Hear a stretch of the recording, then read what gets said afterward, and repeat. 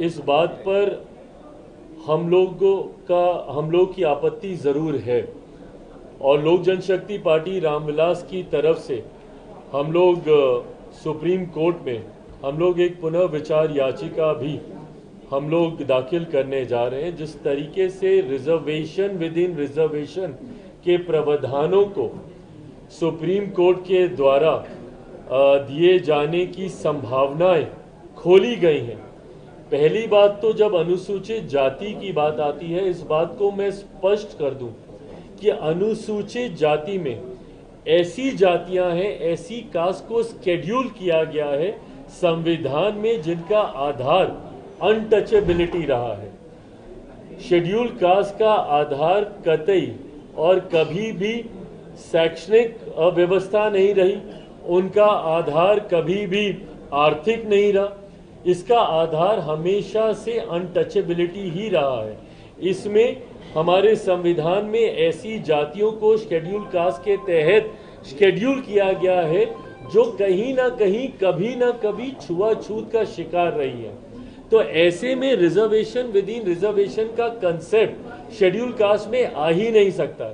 Creamy layer का प्रावधान schedule caste में कभी आ ही नहीं सकता है क्योंकि इसका आधार ही अनटचेबिलिटी रहा है। सुप्रीम कोर्ट के ऑब्जर्वेशंस को मैंने पढ़ा है और उसमें कहीं पर भी अनटचेबिलिटी का जिक्र नहीं किया गया है। भाई आज की तारीख में भी ये उदाहरण हम लोग को देखने को मिलते हैं कि एक दलित समाज से आने वाले युवा को ही घोड़ी पर चढ़ने से रोका जाता है, एक दलित समाज से आने वाले परिवार को मंदिर में प्रवेश करने से रोका जाता है। कई ऐसे उदाहरण हम लोग के सामने हैं जहां पर संपन्न लोग भी जो कहीं ना कहीं समाज में एक अच्छी पहचान बना चुके हैं, वो लोग भी जो दलित समाज से आते हैं जब मंदिर में जाते हैं तो मंदिर धुलवाया जाता है। तो आज भी इस तरीके के भेदभाव को प्रैक्टिस किया जा रहा है। तो जब भेदभाव छुआछूत के आधार पर हो रहा है, ये भेदभाव कहीं शिक्षा के आधार पर नहीं हो रहा, ये भेदभाव कहीं आर्थिक दृष्टि से नहीं हो रहा है कि भाई आर्थिक तौर पर आप सक्षम हो गए तो अब कोई भेदभाव नहीं होगा। जैसा मैंने अपने उदाहरण में बताया कि कई ऐसे बड़े नाम भी हैं, मैं नाम नहीं ले रहा, आप सब उन नामों को भी जानते हैं। कई ऐसे बड़े नाम भी हैं जो अगर किसी मंदिर में चले जाते हैं तो उसके बाद उस मंदिर को गंगा जल से धोया जाता है। तो ऐसे उदाहरण आज की तारीख में भी देखने को मिलते हैं। तो जब ये उदाहरण है तो ये दर्शाते हैं कि ये जो भेदभाव हो रहा है ये आपकी आर्थिक दृष्टि पर नहीं हो रहा या आप कितने कामयाब हो गए हैं अपने क्षेत्र में उसको लेकर नहीं हो रहा। ये इसलिए हो रहा है क्योंकि आज भी छुआछूत को मानने वाले लोग हैं। और शेड्यूल कास्ट का जब मैंने जिक्र किया, इसमें उन्हीं जातियों को इसमें रखा गया है जो छुआछूत का शिकार कभी ना कभी कहीं ना कहीं समय के किसी दौर पर रही हैं।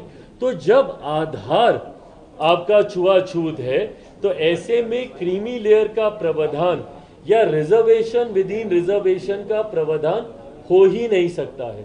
इसीलिए मैं और मेरी पार्टी लोक जनशक्ति पार्टी इससे असहमति रखती है और इसीलिए हम लोगों ने पुनर्विचार याचिका सुप्रीम कोर्ट में हम लोग आने वाले दिनों में हम लोग दाखिल करने जा रहे हैं। अध्यादेश का भी आप मन में सोच रखते हैं सर कि अगर भाई देखिए, मैं सरकार का हिस्सा हूं और मेरे पास सरकार के भीतर इन चर्चाओं को करने की गुंजाइश मुझे मिलती है।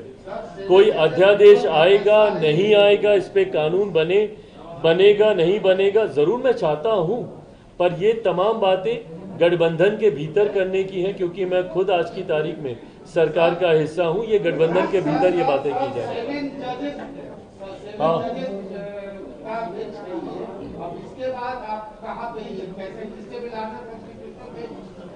हाँ भाई देखिए, पुनर्विचार तो ये हम लोग का अधिकार है। हम लोग किसी भी जजमेंट को लेकर पुनर्विचार के लिए कोई भी व्यक्ति हो, कोई भी संगठन हो, कोई भी संस्था हो जो उससे सहमति नहीं रख सकती है, ये एक कानूनी अधिकार है हम लोग के पास जिसका इस्तेमाल हम लोग जरूर करेंगे। ये कास्ट सेंसस के बिना ये हो सकता है क्या? कोटा विदिन कोटा की बात जो हो रही है कि कौन पिछड़े में पीछे रह देखिए, गया है? पहली बात तो ये दो विषय ऐसे हैं जिसको आप जोड़कर देख रहे हैं। मैं जातीय जनगणना का मैं पक्षधर हूं, पर मैं कतई जातीय जनगणना का पक्षधर इसलिए नहीं हूं कि उसके बाद रिजर्वेशन विद इन रिजर्वेशन के कंसेप्ट को लेकर आया जा सके।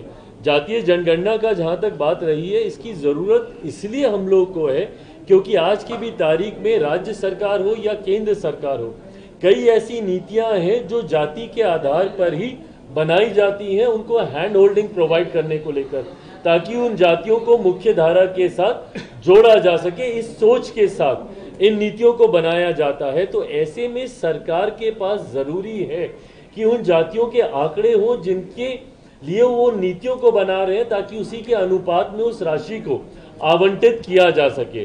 तो बहरहाल, जहां मैं एक तरफ मैं इस बात का पक्षधर हूं कि सरकारों, कई बार न्यायालय भी आंकड़े मांगते हैं कि फलाना जाति की क्या आबादी है, वो आंकड़े जरूर सरकार के पास होने चाहिए। मैं उसको सार्वजनिक करने का मैं जरूर पक्षधर नहीं हूं, बट हाँ, सरकार की अपनी जानकारी के लिए इन आंकड़ों का होना जरूरी है। तेलंगाना सरकार ने इसको हायर कर लिया है सर, कोटा में उन्होंने कहा है कांग्रेस ने कि हम इसको तेलंगाना में लागू करेंगे। भाई बिल्कुल, क्योंकि अब कहीं ना कहीं न्यायालय की तरफ से ये संभावनाएं खुली हैं, तो जरूर जो राज्य ऐसी सोच रखती है, बंटवारे की जो सोच रखती है, जो डिवाइड एंड रूल की सोच रखते हैं, वो सरकारें जरूर इसको बढ़ावा देने का प्रयास करेंगी। पर मैं इस बात को दोहराता हूं, अनुसूचित जाति की एकता ही उनकी ताकत है जो उनको आगे लेकर जाती है। बट कई लोग इस ताकत से घबराते हैं और इसीलिए वो बंटवारा करना चाहते हैं, और इसीलिए वो इस तरीके की सोच को बल देना चाहते हैं जो इस समाज में बंटवारा करे। आज की तारीख में मैं पुनः इस बात को दोहराऊंगा, इस समाज का, इस वर्ग का, इस पूरी जमात का, अनुसूचित जाति जमात का आधार सिर्फ और सिर्फ अनटचेबिलिटी है, और ये अनटचेबिलिटी में किसी तरीके के क्रीमी लेयर का कोई प्रबंध